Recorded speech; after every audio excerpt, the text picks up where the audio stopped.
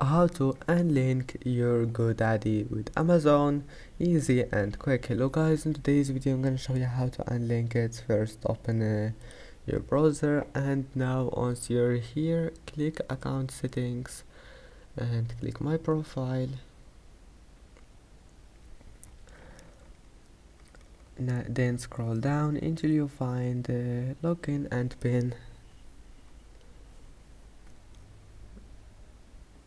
and here we'll find Amazon, and that's it. Then just click this one here. You will not find enable Amazon, but just click on it and you will unlink your Amazon with Godaddy. I hope that can help you, and that's it for today's video. If you like this video, please don't forget to like and don't forget to subscribe, and that's it. See you in the next video.